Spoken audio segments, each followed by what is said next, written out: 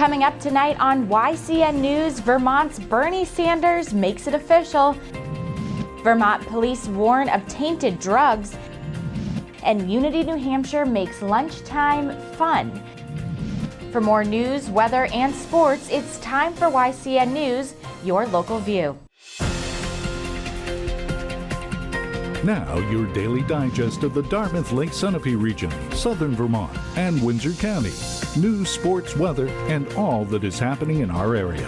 The news on YCN, your local view. Good evening. It's Thursday, April 30th. I'm Abby Peel. Welcome to YCN News. It's official. Vermont Senator Bernie Sanders will run for president. Since last summer, he's been meeting with people throughout the country, including in New Hampshire.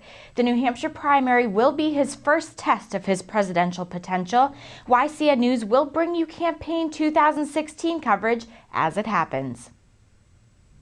Vermont State Police are warning the public about a bad batch of heroin now being sold. Overdose fatalities are the reason for the warning. The heroin is mixed with fentanyl, a drug that is more powerful than morphine. This warning goes out especially to heroin users. Bids to buy the closed Wheelburator incinerator are out again. It remains to be seen if anyone bids on the plant. Meanwhile, a group of citizens in New Hampshire and Vermont are banding together. That's because they're hoping the incinerator, which is still licensed for use as a trash burning facility, will be stripped of that license. Coming up on YCN News, Unity students enjoy lunch, and New Hampshire upholds the death penalty for one inmate, plus weather and sports are all coming up when YCN News returns. The YCN News continues in a moment. Welcome back to YCN News. I'm Abby Peel. This next story may bring back some memories. YCN's Lisa Connell explains. It's an early spring day, yet winter retains its hold on the landscape.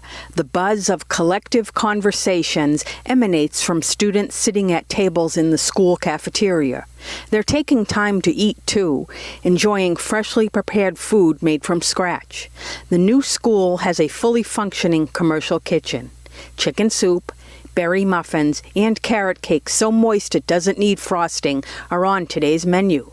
One boy goes back to Chef Cheryl for seconds on the soup, the bowl brimming with vegetables. Not the description of cafeteria food you usually hear, but this is a different kind of school lunch program. Hi, I'm Jacy Hughes. I'm with the Abbey Group. We're a Vermont-based food distributor, and we do school lunches for schools in Vermont and in New Hampshire, and we like to consider ourselves local and fresh.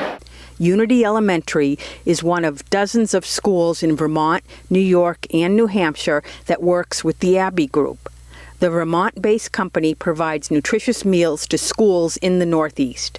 Unity is currently the only school in Sullivan County, New Hampshire that participates. On this day, the Abbey Group donated 75 cents for each school lunch purchased, money that will buy more seed packets. Since this is a school, there's some homework to be done. Today our lunch is based on the new school greenhouses. There are 2 in the building, 1 up on each of the corners, and they are just now getting started. So we're starting to try to help them get dirt and raise funds so that they can get trays and watering. They can take it home or they can use it in the school. But this way we're trying to encourage the kids to eat what they grow. The demand for farm and local is huge. It's a giant movement, especially here in the Northeast. We get a lot of community farms, families who own farms who supply us. And so we like to buy as much of our ingredients within a 5-mile radius, and then move out to 10-mile radius. We serve Vermont beef, and we have the ability to buy from anybody in the community. Unity School's mission of connecting classroom to nature continues. The school is the recipient of a $250 grant from Vital Communities. The grant will be used for the kindergarten through grade 8 school's first garden project. A butterfly and herb garden will be nurtured at the K through 8 school. I have to say that I think that it really helps the kids to grow something and to be able to taste it in every phase. So when they grow it and they pick it as a fresh fruit or a fresh vegetable, and then to have it again when it's prepped and prepared in a soup or sauteed, and to have their hands on it, they're actually more likely to eat it and enjoy what they're eating. For YCN News, I'm Lisa Connell. It will be nice to see that garden and the greenhouses in bloom later this year. U.S. Senator from New Hampshire Kelly Ayotte spoke today on a court case she prosecuted when she was the state's attorney general. The New Hampshire Supreme Court upheld in a ruling this week the death penalty sentence for Michael Addison. Addison was convicted in 2008 of murdering Manchester police officer Michael Briggs. Ayotte says in a statement she believes the state Supreme Court made the right decision in upholding the death penalty for Addison. The sentence was the appropriate and just punishment for a violent career criminal who was responsible for the murder of Michael Briggs, a decorated Manchester police officer who dedicated his life to serving the community. She says her thoughts and prayers continue to be with Officer Briggs' wife Laura and their sons Mitchell and Brian, Briggs' parents Lee and Mary Ann, and the entire Briggs family, as well as the men and women of the Manchester Police Department. River Valley Chronicle host Elizabeth D'Orazio spoke with Dr. Gordon Black of the Sugar River Family Practice in Claremont. Their discussion is coming up next in YCN News. The YCN News continues in a moment. Welcome back to YCN News. I'm Mike Pizzone. Things darkened up a bit this afternoon as those clouds began to roll in, but it looks like we're in store for a pretty nice weekend coming up. There's a slight chance of showers before 10 p.m. tonight as those clouds remain overhead, with temperatures bottoming out at about 43 degrees. Skies will remain mostly cloudy tomorrow with a high of 59 degrees during the day and a low of around 40 tomorrow evening. Things will become brighter and warmer in time for the weekend though, with mostly sunny skies and a high of 67 degrees during the day Saturday before dropping to about 42 Saturday evening. Now let's take a look at our community calendar to see what's happening in the region. The 6th annual Spring Fling Craft Fair will be held Saturday from 9 a.m. to 2 p.m. at the Claremont Senior Center off Maple Avenue in Claremont, New Hampshire. More than 30 vendors will be on hand to present their items from Mother's Day, weddings, graduation, and more.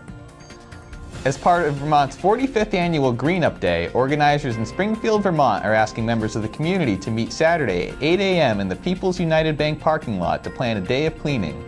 Call the number on the screen for more information. The Born to Run 5K in Cornish, New Hampshire will be held Saturday with registration beginning at 8 a.m. at the Old Town Hall on Townhouse Road.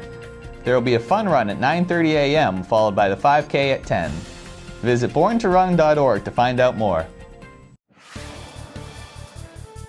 The Lebanon baseball team headed into yesterday's game with Plymouth as the only team in New Hampshire with both no losses and a tie on its record.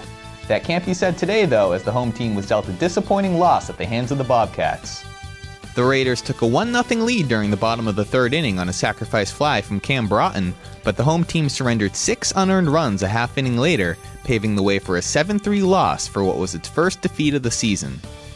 Starting pitcher Noah Mays threw 3 scoreless innings before things unraveled in the fourth, as the senior ended up allowing 7 hits and 3 walks through 3 2/3 innings of work.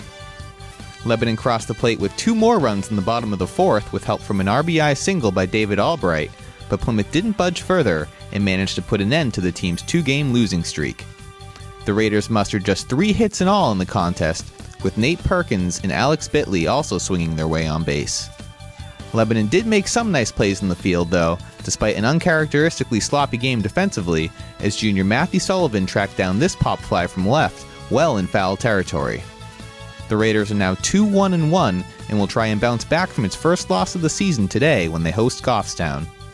The Sunapee baseball team kept its flawless record intact with a hard-fought win over formerly unbeaten Pittsfield yesterday. Will Palin and Cade Robinson led the Lakers with 2 RBI apiece, while fellow freshman Nick Duracham added a double and a run scored. Will Austin earned the win from the mound, allowing 2 unearned runs on 2 hits while striking out 4. Sunapee is now 4-0 and will travel to face Newt tomorrow. The Fall Mountain softball team came up with plenty of offense against Bellows Falls yesterday. swinging its way to a convincing victory to claim the 2015 Maurice C. LaCroix Cup. Maggie Haley led the Wildcats with 6 RBI, including a third-inning grand slam, while Clara Miller, Allie Stoddard, and Sophie Bushy also drove in multiple runs for the visiting team. Sarah Marsden earned the win from the circle, allowing 4 earned runs on 5 hits while striking out 5. Paxton Santarelli played well for Bellows Falls in her first varsity start, driving in a pair of runs.